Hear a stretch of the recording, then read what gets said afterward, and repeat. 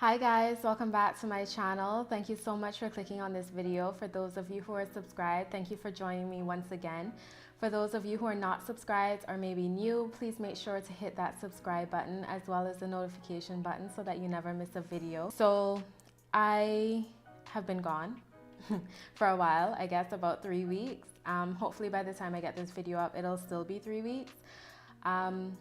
So there's really no reason for my absence. I just kind of wanted to take a step back and breathe a little. Life was becoming hectic. I'm still new to this whole YouTube thing. So I did say that I was gonna do a video on length retention, guys, and so this is the video. I just wanted to touch on a few areas, you know, shrinkage and that sort of stuff, the things that we deal with, and retaining the length of our hair as it grows out of our scalp. I know that that can be a little bit of an issue, recognizing your length and actually seeing, you know, your growing phase. But hopefully the information that I share in this video will help you, will put your mind at ease, will drop some knowledge, because I'm still learning. You guys are still learning. So as I learn, I will make sure to inform you guys. Just a quick update. I am still on, well, I finished a 30-day hair detox, but I'm still doing everything that I was doing on the detox. So this will be my lifestyle from now on. If you guys want to know what I used in my hair, I only use the Diva Curl styling cream and the Archangel gel to get this wash and go. This is actually day 2. Diva Curl usually gives me really big hair, so that's why all of this volume, oh, my hair snagged. Anyway, that's why I have all of this volume. Yeah, so just a quick length check for you guys. This is where my hair is at right now, and this is in the front.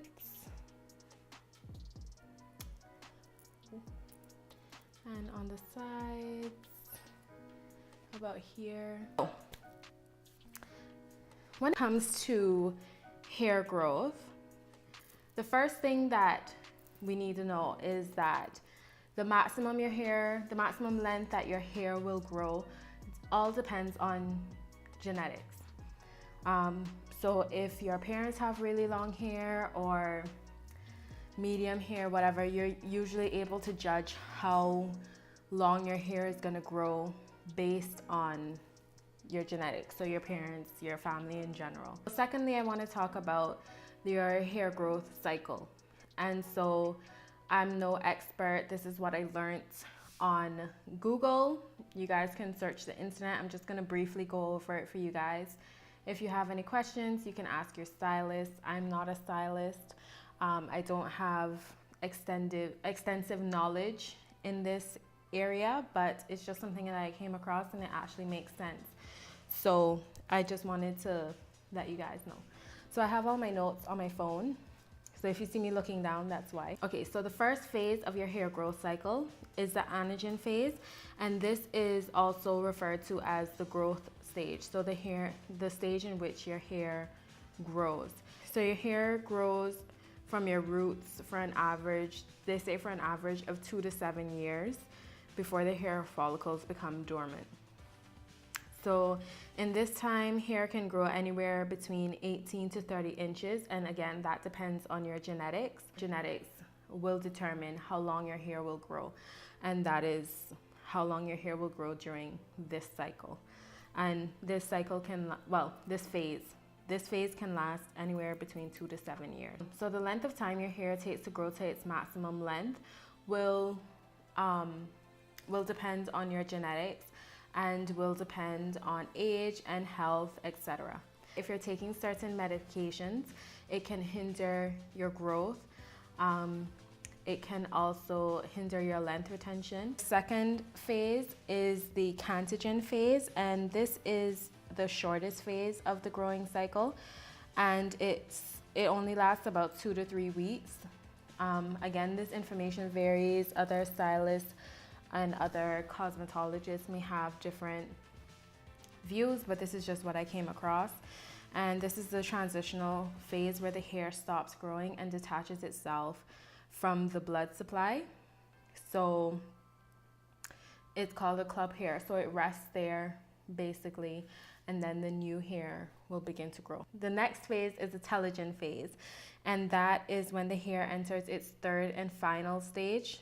And this is basically the resting period. So when the hair detaches itself from the blood supply, it rests in the root of the scalp or of the follicle or whatever, and then new hair begins to grow underneath it. So all of that aside, there are some things that can affect your length retention. Now, your hair is going to grow. That's number one. The real key to seeing the length in your hair is your length retention. I can't stress this enough. Length does not necessarily equal health. So although you may be seeing that your hair is growing, it's probably not necessarily healthy if you haven't been doing the things that you should be doing to take care of your hair. So first and foremost, it starts with inside. You want to make sure that you're getting all of your vitamins, nutrients, etc., making sure you're eating right, your blood supply or your blood flow is going well, you don't have any issues. Things that can affect your growth can be medication that you're taking, your age, your health, etc., like I touched on before. And so in order to retain the most length possible when your hair is growing, there's a few things that you need to understand. So first and foremost, we're going to talk about heat. So there's indirect heat and there's direct heat. Indirect heat is things like diffusing, using a hooded dryer, and air drying. So if you're out in the sun, that's technically indirect heat because the sun still provides heat, which will help dry your hair. And so you want to make sure that the indirect heat that you're using is not too hot, because that could cause damage if the heat is too much. But indirect heat is a good form of heat that you can use on your hair to dry your hair, set your styles, etc. That's what I do. I usually diffuse my hair. I don't have a hooded dryer. I don't like sitting under a hooded dryer, so I diffuse my hair, but a hooded dryer is probably the best way for you to set your style anyway. But I mean, it works. So direct heat would be using things like a flat iron, a curling wand, really high blow drying heat if with your blow dryer, if you're going to straighten your hair, that sort of thing. You want to make sure that you're using the right tools. I guess there's no right way to blow dry your hair so that you don't get heat damage, but you should do your best to protect your hair at all costs. So go to your stylist first and foremost for them to perform those styles on your hair. That'll give you the best protection against heat damage. Please, for 2019, if you do not have a satin scarf, if you do not have a satin bonnet, and if you do not have a satin pillowcase, please be sure to get one, okay?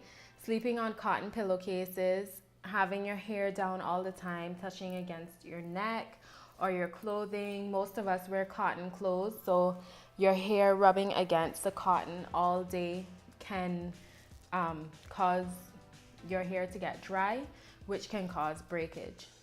So that's the number one thing. When you're sleeping, no cotton pillowcases, guys. Please make sure to sleep on a satin pillowcase if you don't want to sleep with a bonnet, a scarf, etc. I get it. I understand. Sometimes you just can't be bothered. So the best bet is to have a satin pillowcase. If you have a new boo and you don't want your boo to see you in your bonnet or your scarf, a satin pillowcase is a good way to look cute while you're sleeping. Just saying. So yeah, if you're home and your hair doesn't need to be out, yes, your hair needs to breathe, but if you're trying to protect or preserve a style, it's okay for you to put on your bonnet or your scarf or whatever. And if you're laying around, you can use your satin pillowcase, yada yada. So make sure to get that, guys. So in order to retain the length that you're getting during your growing phase, you want to make sure that your hair is at its best. So no butters, no oils, nothing like that to suffocate your hair. You want to make sure that you're using water-based or water-soluble products in your hair, good quality products that will help to maintain the moisture in your hair so your hair doesn't get dry and brittle and break off, okay? The next thing I want to talk about is styling technique. And I guess when I say that, I mean like using the proper tools in your hair. So the Felicia Leatherwood brush, I think, or Leatherman. If it's not right, I'll correct it. I'll put it somewhere here. I think it's Felicia Leatherwood brush. You can use that to detangle your hair. I use the Denman brush, a wide tooth comb, and some people use their handy dandy fingers. My hair is extremely dense, so finger detangling is just not gonna work for me. I will be there all day. So that's a no-no for me, but make sure that you're using the right styling tools. And when you're styling your hair, you want to be gentle. So you detangle your hair from the ends to the roots, being as gentle and as delicate as you possibly can, because once again, your ends are the oldest part of your hair, which makes them the most fragile. So be sure to, you know, be gentle. The next thing I want to touch on is trims and cuts. Now, trim your hair when needed. Cut your hair when needed. Or if you want to switch up a style or whatever the case may be. But only trim when needed. It's not necessary to trim your hair every 2 weeks, every 3 weeks. You trim your hair when your hair needs to be trimmed. For example, I know when my hair needs to be trimmed because my ends will start snagging. It'll be harder for me to detangle my hair. My styles just aren't looking right, etc., etc. So I'll just make an appointment to go in and trim my hair. So right now I have an appointment set for the 25th of May to go into Steven to get him to trim my hair, do a light dusting. And yeah, you only need to trim your hair maybe once every 3 months if you're taking care of it right and doing all of the things that I suggested in this video. So yeah, guys, that's it for this video.